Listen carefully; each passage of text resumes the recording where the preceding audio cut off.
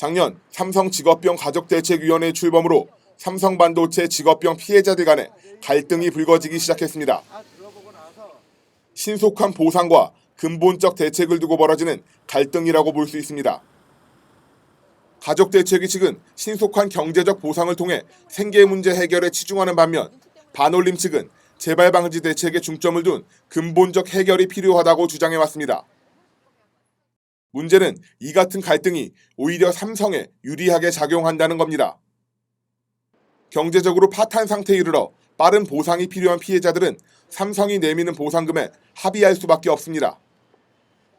재발 방지 대책과 사과 같은 근본적인 해결은 차후의 문제가 됩니다. 삼성이 조정위원회의 권고안보다 후퇴한 안을 제시할 수 있었던 요인도 빠른 보상을 원하는 목소리가 피해자들 내부에 존재했기 때문입니다. 삼성이 보상을 하려는 액션으로 강하게 어필을 하니까 이제 피해자들도 지치고 8년 동안 싸우고 교섭을 2년 9개월 했으면 이렇게 짧은 거 아니잖아요. 그러니까 지치니까 이제 보상에 그런 절차고 이런 거 힘들고 이러니까 하겠다는데 받자 이렇게 간 것 같아요. 피해자들과 반올림 측에선 신속한 보상을 명목으로 삼성이 본질적인 사태 해결은 도외시한다고 주장합니다. 직업병 피해자 문제가 사회적으로 드러났던 8년 전과 마찬가지로 금전적 회유를 통해 사태를 덮으려 한다는 주장입니다. 당시 삼성반도체에서 일하다 백혈병으로 사망한 고 황유미 씨의 아버지 황상기 씨는 삼성으로부터 산업재해 신청을 하지 않는 대신 위로금을 지급하겠다는 제안을 받았습니다.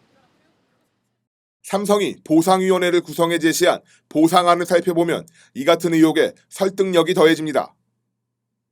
삼성반도체 직업병 사태를 중재해온 조정위원회는 사회적 합의를 통한 반도체 산업 직업병 피해자 문제 해결을 위해 공익법인 설치를 권고했습니다. 조정이 권고안은 공익법인을 통해 환경, 안전, 보건관리 분야 등에서 선정된 3인 이상의 전문가들이 삼성사업장 내 산업안전보건관리 현황 등에 대한 종합진단을 실시하도록 했습니다. 또 유해화학물질에 대한 정보 공개와 영업비밀 관리를 위한 구체적인 규정의 제정으로 재발방지 대책을 마련하라고 지시합니다. 하지만 삼성은 시간이 오래 걸린다는 이유로 공익법인 설치를 거부했습니다. 대신 사내에 1,000억 원의 기금을 조성하겠다고 밝혔습니다. 공익재단 설립으로 삼성반도체는 물론 반도체 산업 전반의 노동 건강 문제를 해소하겠다는 사회적 합의가 삼성의 거부로 무산된 셈입니다. 삼성이 직접 예방과 보상을 수행하는 게 아니라 어떤 제3기구인 독립적인 기구를 통해서 예방과 보상을 수행할 수 있도록 만들었기 때문인데요.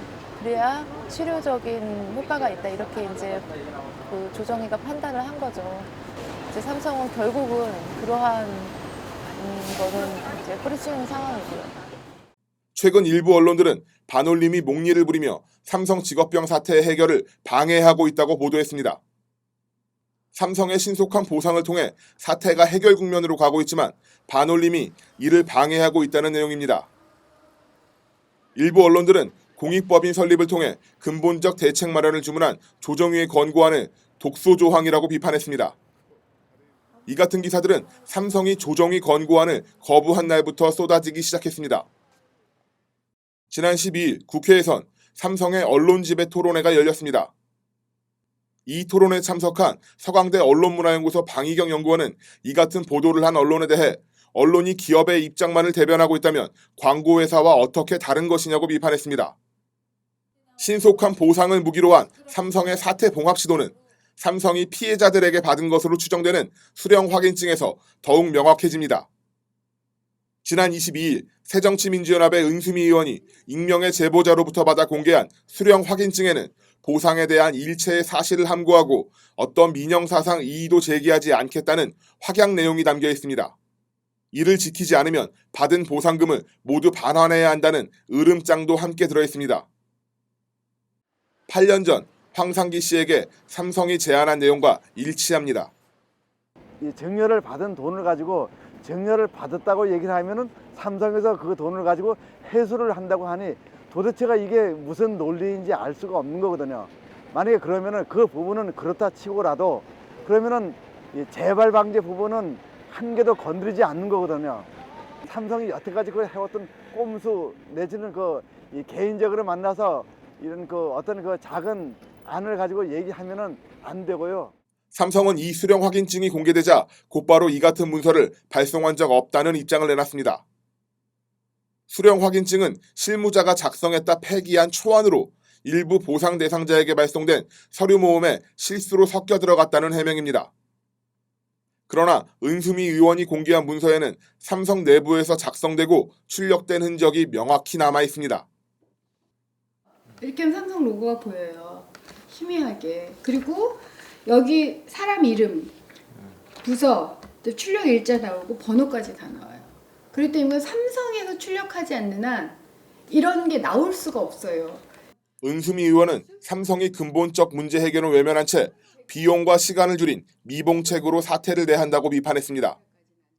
우리 삼성은 그 1,000억 정도, 정말 삼성의 입장에서 보면 매우 약소한 돈이에요. 약소한 돈으로 8년씩이나 걸린 이 문제를 말끔하게 처리할 수 있을 거다라고 웃고 있었을 거라고 저는 생각을 해요. 삼성이 그것에 대해서 전 좀 더 당당해지라는 거예요. 당당하고 공정하고 사회적 책임에 입각해서 대응한 기업일수록 살아남았다는 거죠. 8년의 싸움이 진행되는 동안 대부분의 피해자들은 막대한 금전 손실과 경제적 위기에 내몰렸습니다. 생계 유지와 치료비 충당을 위한 신속한 금전 보상은 이들에게 가장 절실한 현실의 문제입니다. 하지만 이들이 8년을 넘게 싸운 이유가 금전 보상만은 아닙니다. 이 문제의 올바른 해결을 위해서 싸워왔던 나뿐만 아니라 더 많은 피해자들이 충분하게 보상받고 제대로 된 해결이 필요하다. 다시는 이런 죽음이 없어야 된다고 싸워온 황유미 씨 아버님은 어떻게 되는 겁니까? 그런 분들이 소수지만 그런 분들과 같이 저희는 이 싸움 계속 해나갈 수밖에 없다고 생각합니다.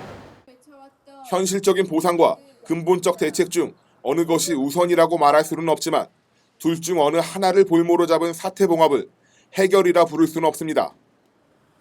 국민TV 뉴스 성지훈입니다.